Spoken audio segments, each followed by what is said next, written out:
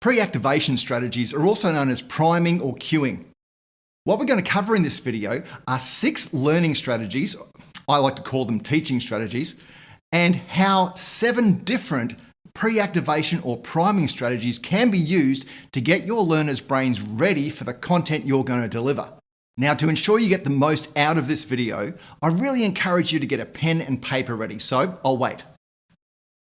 Okay, so hopefully you've got your pen and paper. As we go through each learning strategy, think about whether this is something that you actually use, and if so, have a look at the priming strategies we suggest are the best ones to use for that particular strategy, and then have a think about how you can employ them next time you're training. So this is the last in a set of 12 videos made to highlight the PEN principles developed by the Science of Learning Research Centre at the University of Queensland. So if you find this video helpful, go back and check out the others.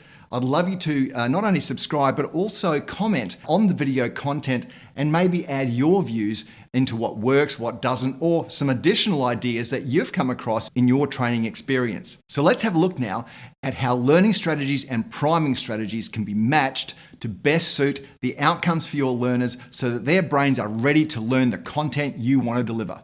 Let's have a look. PEN principle number 12 states that pre-activation strategies should be used to guide learning. From a psychological point of view, once a student determines how to respond to a stimulus, this pattern will guide future behaviour. Educationally, priming students with conceptual games, memorisation tasks, and comparison games will influence how they interpret lesson content.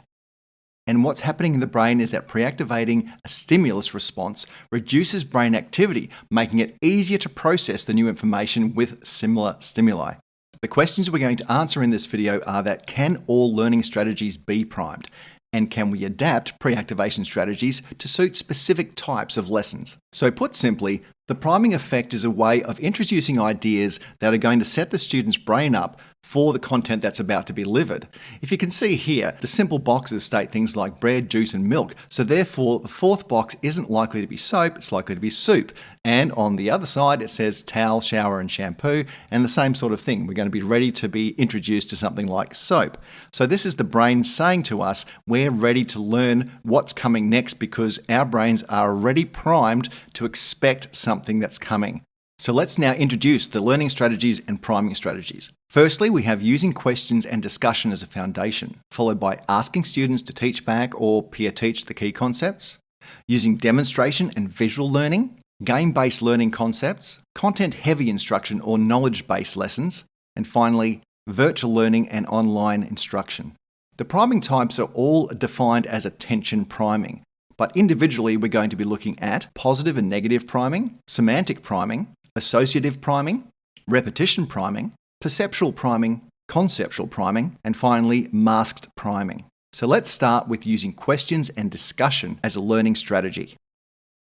Discussions and questions are designed to get people thinking about a subject. In a way, they are already a priming activity. So to get the most out of this teaching approach, consider using perceptual and conceptual priming techniques. Perceptual priming involves the stimuli that have similar forms. For example, the word space will evoke a faster response when it's preceded by the word trace, because the two words are perceptually similar. If you're asking an open question to start a discussion, use words that are similar to the key topic headings that you'll be teaching. You can start this by making a statement prior to your question. An example of this is, sliders push drivers. If you move the slider on your mixing desk higher, what effects might you hear on the sound out of your speakers? In a similar vein, conceptual priming involves a stimulus and response that are conceptually related.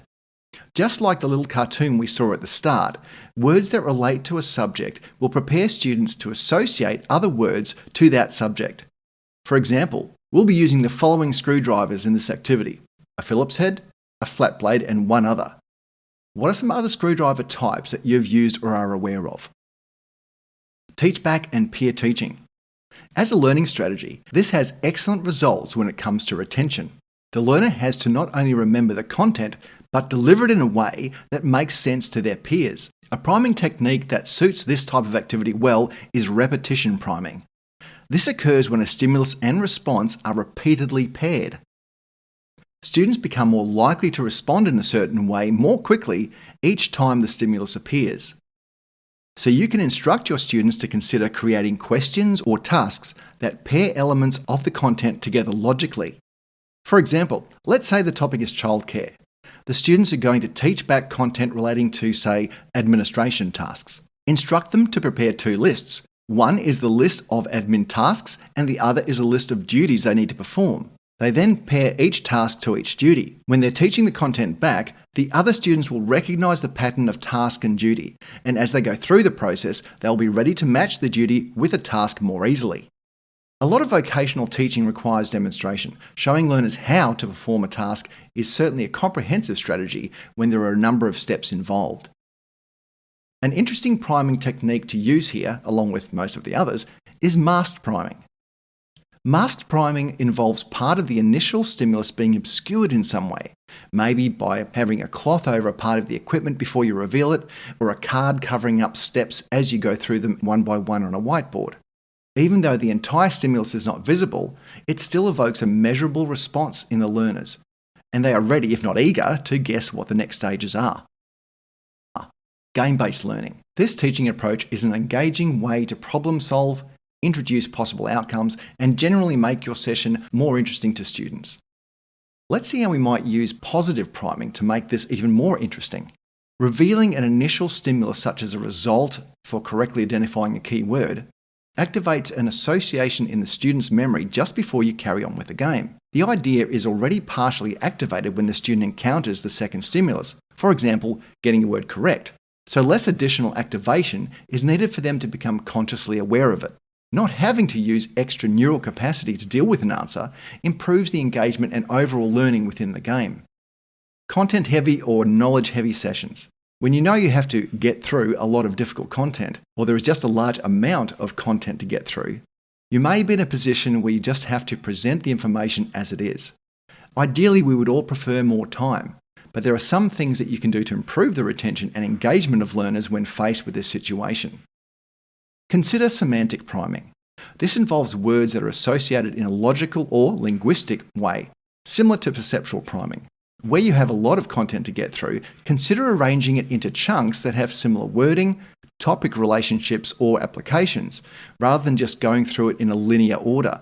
This technique primes the learners to be ready for the content that, at the very least, has associations within it that can reduce their neural demand. Legislation is one of those topics that many teachers raise as an example of mind-numbing lecturing. Preparing your talk into logical categories can make use of the semantic priming technique. In doing so, you can prime your learners by explaining how each set of legislative sections relates to the key topic heading. So, when you start on each of the sections, they are primed to make the association with the topic heading, thus making it relatable or, in other words, less onerous. The odd one out here is virtual and online teaching. Unlike the preceding strategies, this is a mode of delivery that can encapsulate all of the other strategies. But there is one barrier to learning that needs to be accounted for, and that is digital literacy, or more precisely, digital nativity. Students without a confident approach to digital modes of learning can find this mode daunting. So what type of priming do you think would be best to use here? Think about each of the priming strategies we've discussed, and you may have to research each one a little more, and consider how you might use one or more to prepare your students for engaging more confidently in a digital environment. So hopefully you've managed to write down the key topics presented, but if not, you're probably one of those autonomous adult learners who does things the way that works best for them. Either way, I'll link the research behind these topics in the description, and I'll also include links to more information on the pre-activation strategies so you can explore them in more detail and maybe come up with some answers to the virtual and online teaching we just talked about. We would love for you to subscribe if you haven't already, so you can go back through the other 11 pen principles we've unwrapped for you. Going forward, we'll be publishing specific topic content relating to modern-day vocational training and assessing, including business topics for those of you interested in running your own training business. If you'd like us to investigate other topics, please let me know in the comments. Have a great day and we'll see you soon.